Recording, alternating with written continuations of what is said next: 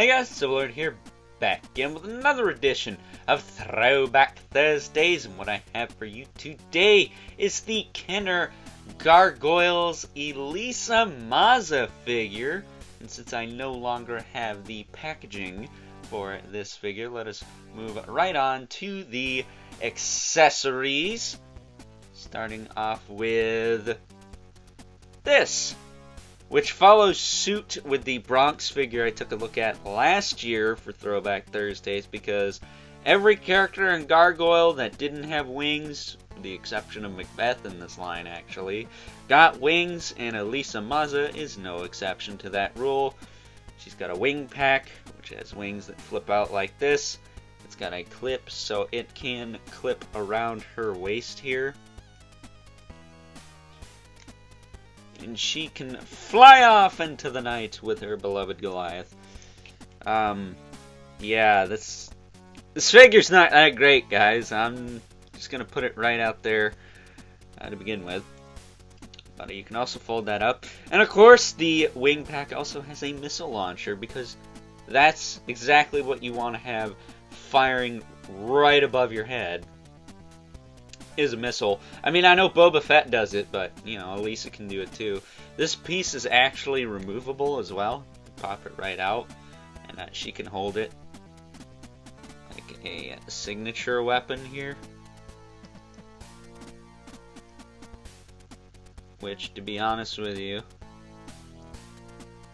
can be easier said than done. She does have a nice tight grip on the handle there. But it does have a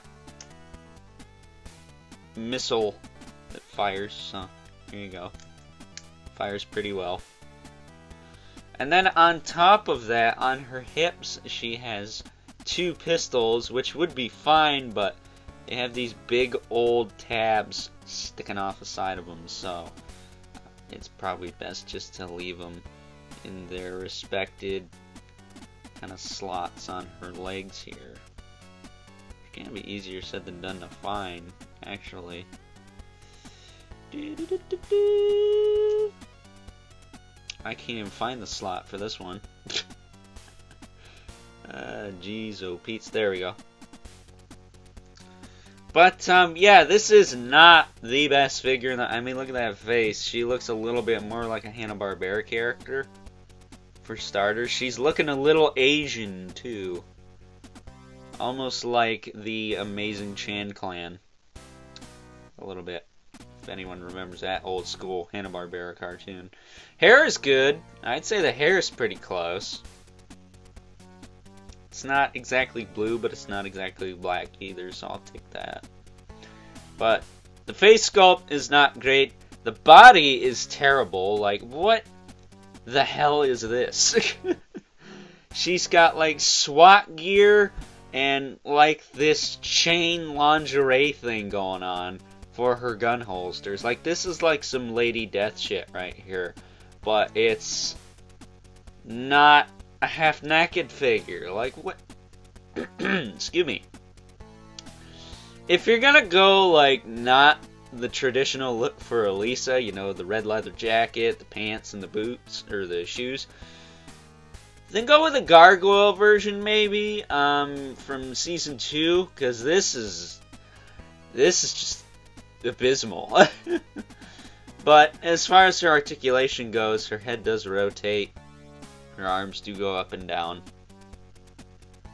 Not to mention, she has these weird little growths on her hands, so she can hold the weapons. I kind of appreciate that, to a point. She doesn't have it over here, she just has it over here. But, God. And then her hips move forward and back. And funny story, this is actually the only Gargoyles figure I did not pick up from the internet, eBay or Amazon. I actually picked this up from a semi-local comic shop. They're about 30 minutes south of where I live. The Comic Depot, which unfortunately has since closed. Pre-pandemic, mind you, but they still closed, and that sucks, because I really liked that store. They had a lot of cool stuff in there. Spawn. That's where I got a lot of Spawn stuff I've been reviewing for Throwback Thursdays. But they had Spawn stuff, they had some old Toy Biz, they had some old Kenner stuff. Trying to think, what else did they have? I got the mummies alive from there. That's another thing worth noting. Yeah, that's pretty much it. Previous mascot of the channel, Skull Splitter, actually came from there, from Spawn the Viking Age. So, shout out to all the fine folks from Comic Depot. I miss that store. That store was awesome. I wish it was still around, but it's neither here nor there, I guess. But giving her ridiculous wing pack here. One more time. Flip these out. Look at. Really? This isn't even a good jetpack, dude. I will say I do like that the wings are kind of have these teeth in them, so when you move one up, the other one moves up. That's kind of nice, but other than that, this figure don't have a lot going on. So yeah, it's quite terrible actually. So I'm hoping that NECA gives us a new Elisa soon. They seem to be preoccupied with doing every incarnation of Ninja Turtles to get us the Gargoyles in a decent amount of time. But I don't know how that works, so I'm going to keep my mouth shut. But with that being said, God, we need a new Elisa figure. This is terrible. Doesn't even look like the character. It'd be one thing if it did, but she looks like, again, an extra out of the Amazing Chan clan, dude. And I usually don't go hardcore with the bashing on this Kenner Gargoyles line, because it is and was the only Gargoyles line of figures for the longest time. I was gonna sneak the Billy Joel reference in there at some point, you ought to know that. But man, this is like probably the worst figure in the line, outside of the many variations of Goliath and the other Gargoyles that just weren't necessary. Those are at least cool, to a point. This is just crap. So with that being said, let us now move on to some size comparisons. First up here is Elisa, next to a couple other figures from the Kenner Gargoyles line that I've already reviewed: Stone Armor Goliath and Demona. And last but certainly not least, we have our two regulars, the Mythic Legions, Brother Mandibulus. Okay, 11 Spawn as usual, towers over everyone. So with that being said, time to wrap things up. Some final thoughts.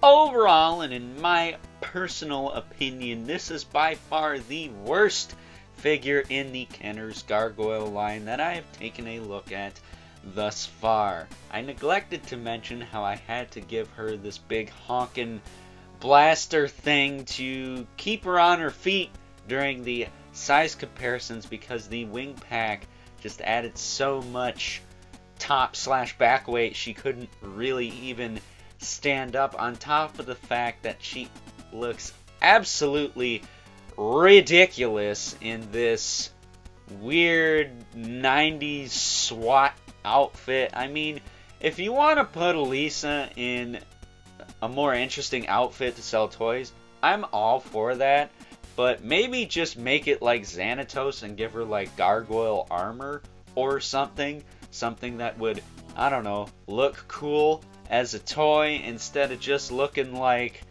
something ripped off from the Batman line or the RoboCop line or one of the other toy lines that have nothing to do with gargoyles but had molds accessible for the time. I don't know if that's true or not, but this figure looks like it was just a kit bash with a half-assed Elisa head thrown on top of it. So for that and that alone, I would have to recommend that you pass this figure on by. I got it because I'm a completionist. I wanted all the characters from this line, but this one's just a turd, unfortunately. And that says a lot, because I've reviewed quite a bit of the Gargoyles figures on this channel, and I've had quite a few of them for quite some time now, and none of them have ever rubbed me the wrong way like this one does. Elisa is a pivotal character in the Gargoyle series, and since this is her only figure in this old Kenner line, it's unfortunate that it turned out the way that it did. So with that being said, I hope you guys enjoyed, question mark, this week's edition of Throwback Thursdays. And if you are so inclined, please don't forget to comment, like, subscribe, and hit the bell so you know whenever I upload more reviews like this one, more positive reviews like this one, because this was the only stinker video of the week, in my opinion. If you haven't already, please hit me up on Instagram at Overlord Productions. But as always, keep the comments civil, because the world sucks enough as it is. Until next time, I'll catch you guys later.